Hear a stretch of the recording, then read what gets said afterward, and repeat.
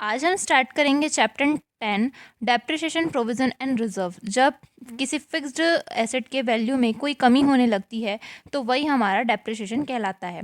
जैसे कि हमने कोई वस्तु खरीदी है 10,000 की, अब जब हम उसे बेचने जाएंगे कुछ टाइम के बाद तो उस वस्तु में जो कुछ कमी आ गई होगी, कुछ घिसावट आ गया होगा, तो उस कारण से वो वस्तु जो होगा वो कम प्राइस में बिकेगा। जैसे 6,000 में बिक गया तो बाकी का जो 4,000 का हमें लॉस हो रहा है वही हमारा डेप्रिसिएशन कहलाएगा। ये जो डेप्रिसिएशन है मतलब वस्तु के मूल्य में कमी जो है वो बहुत सारे कारणों से होता है। हो सकता है कि मार्केट में वो फैशन चेंज हो गया इसलिए, उसका न्यू वर्जन आ गया है इसलिए वैल्यू कम हो जाता है, या तो वो मशीन जो हमने खरीदी थी वो टूट फूट गई है, या कुछ भी उसमें कमी आ गया है जिसके कारण से वो वैल्यू में कमी आ जाता है।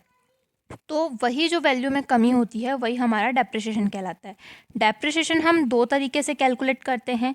एक होता है फिक्स डेप्रिसिएशन मेथड, जिसे स्ट्रेट लाइन मेथड भी बोलते हैं। उसमें हर साल जैसे कि हमने कोई 10,000 की चीज़ खरीदी, उस पर एक रेट ऑफ इंटरेस्ट आपको दिया होगा कि 5% 10% से इंटरेस्ट लगाना है। अब मान लीजिए अगर 10% से लगाना है बोला है तो 10,000 का 10% 1,000 होगा। तो हर साल जब हम डेप्रिसिएशन लगाएंगे तो वो 1,000 ही काटेंगे। बट जो बैलेंसिंग मेथड होता है सेकंड, उसमें पहले साल में जो डेप्रिसिएशन लगा फिर घटाने के बाद जो वैल्यू आया रहेगा नेक्स्ट ईयर फिर उस पर डेप्रिसिएशन लगता है। इस तरीके से फिक्स्ड इंस्टॉलमेंट और बैलेंसिंग मेथड से हम डेप्रिसिएशन कैलकुलेट करते हैं। लेकिन जब हम फिक्स्ड मेथड से बैलेंस कैलकुलेट करते हैं तो उसके लिए हमारे पास एक तो रेट वाला फार्मूला होता है जिसमें डायरेक्ट हमको रेट दिया होगा क्वेश्चन में, जिससे हम डेप्रिसिएशन निकाल लेंगे परसेंट से। और दूसरा एक होता है जब रेट नहीं दिया है, स्क्रैप वैल्यू दिया है, तो उसके लिए हमारे पास हमारा फर्स्ट क्वेश्चन है। यहाँ पे क्वेश्चन नंबर 1 में एक मशीन है जिसे हमने 1,00,000 में ख़रीदा है। उस मशीन का जो लाइफ है वो 20 साल का है, यानी कि वो मशीन 20 साल तक चलेगी फिर वो ख़राब हो जाएगा। इस मशीन का अवशिष्ट मूल्य यानी कि जब वो ख़राब हो जाएगा उस टाइम पे उसका जो पैसा जितना का वो ख़राब होगा वो है 20,000 रुपये। तो हमको वार्षिक मूल्य की गणना करना है, यानी कि कितना उस पर डेप्रिसिएशन होगा, उसके ह्रास की गणना यानी कि डेप्रिसिएशन का कैलकुलेशन करना है। तो यहाँ पे इस कंडीशन पे डेप्रिसिएशन कैलकुलेट करने के लिए फिक्स इंस्टॉलमेंट मेथड में डेप्रिसिएशन का फॉर्मूला होता है purchase price minus scrap value divide by estimated life. तो परचेस प्राइस जो हमारा है वो है 1,00,000 रुपये, तो हम 1,00,000 लिखेंगे। स्क्रैप वैल्यू हमारा दिया हुआ था 20,000, तो हमने 20,000 लिखा।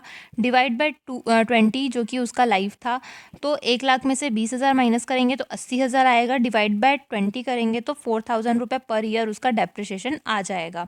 इसके बाद क्वेश्चन नंबर 2, यहाँ पे एक मशीन है जिसे 31,000 में ख़रीदा गया है।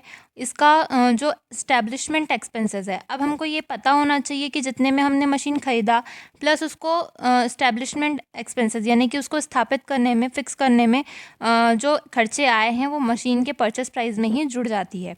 इसके बाद उसका स्क्रैप वैल्यू बताया है 3,000 रुपये है, और उसका लाइफ बता दिया है मशीन का 15 साल है, यानी कि 15 साल के बाद वो ख़राब हो जाएगा। और हमें डेप्रिसिएशन कैलकुलेट करने के लिए कहा गया है फिक्स इंस्टॉलमेंट मेथड में। तो यहाँ पे हमारा डेप्रिसिएशन का फॉर्मूला होगा purchase price plus establishment expenses minus scrap value divide by life, क्योंकि ये एक्सपेंसेस जो होता है इस्टेब्लिशमेंट के ऊपर वो परचेस प्राइस में हमेशा प्लस होता है। तो 31,000 प्लस 2,000 करेंगे हम जो उसका खर्चा था, और उसमें माइनस करेंगे स्क्रैप वैल्यू 3,000 डिवाइड बाय उसका लाइफ था 15 साल का। तो 31,000 प्लस 2,000 करेंगे तो 33,000 आएगा, और उसमें से 3,000 माइनस करेंगे तो 30,000 आ जाएगा, और उसे हम 15 से डिवाइड करेंगे तो 2,000 रुपये पर ईयर उसका डेप्रिसिएशन आएगा, जो कि हमारा आंसर होगा।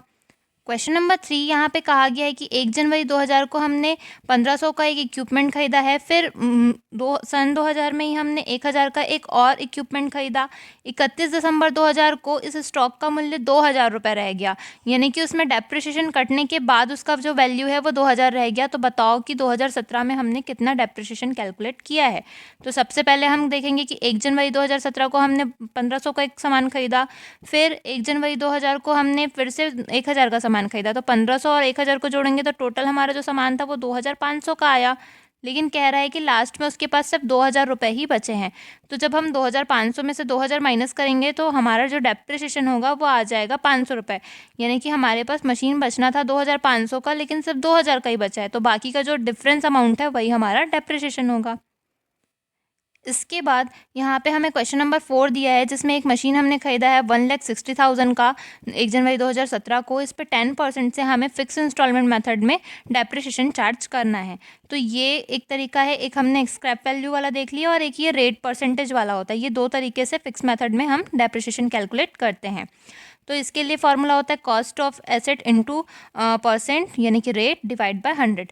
तो कॉस्ट हमारा था 1,60,000, इसका इंटू करेंगे हम 10% से और डिवाइड बाय 100। तो यहाँ पे ये एक ज़ीरो से इसका एक ज़ीरो और एक इससे कटेगा, तो यहाँ पे हमारा आ जाएगा 16,000 रुपये डेप्रिसिएशन पर ईयर का।